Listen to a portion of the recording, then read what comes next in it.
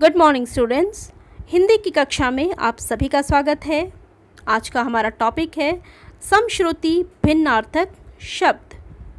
हिंदी भाषा में कुछ ऐसे शब्द होते हैं जिनके उच्चारण एक जैसे होते हैं, लेकिन उनके अर्थ समान नहीं होते हैं।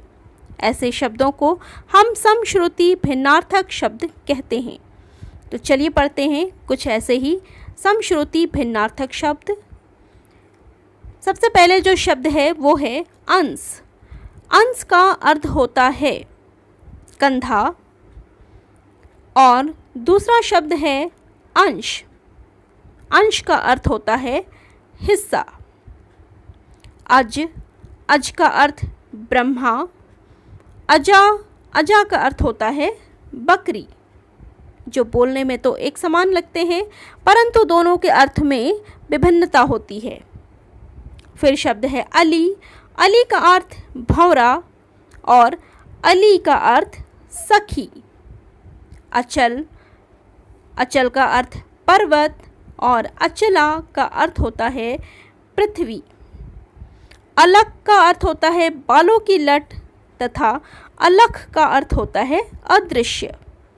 अन्न का अर्थ होता है अनाज और अन्य का अर्थ होता है दूसरा। अस्त का अर्थ होता है अम्ल का अर्थ होता है खट्टा रस तथा अमल का अर्थ होता है निर्मल। आसक्त का अर्थ होता है मोहित और आशक्त का अर्थ होता है शक्तिहीन। आहत का अर्थ होता है घायल और आहट का अर्थ होता है आवाज़। उदर का अर्थ पेट तथा उदार का अर्थ दयालु। उपकार यानी कि भलाई। उपचार अर्थात इलाज। कुल मतलब वंश और कूल का अर्थ होता है किनारा। आदि इसका अर्थ होता है आरंभ। आदि का अर्थ होता है अभ्यस्त। कांति का अर्थ होता है शोभा और क्रांति का अर्थ होता है उथल पुथल।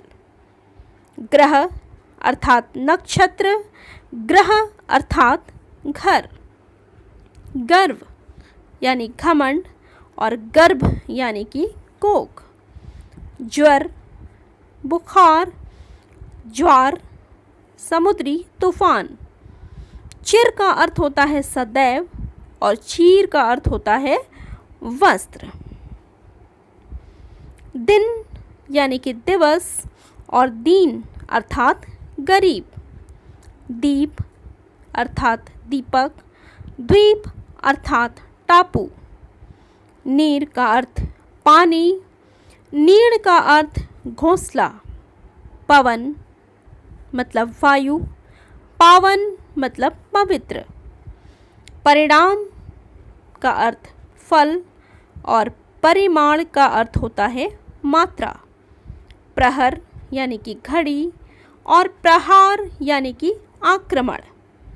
बलिष्ठ मतलब मजबूत। वरिष्ठ मतलब श्रेष्ठ।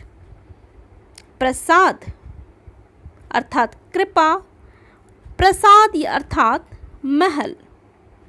योग अर्थात जोड़ और योग्य अर्थात उचित। लक्ष्य लाख। लक्ष्य उद्देश्य। व्याध बहेलिया। व्याधि दुख।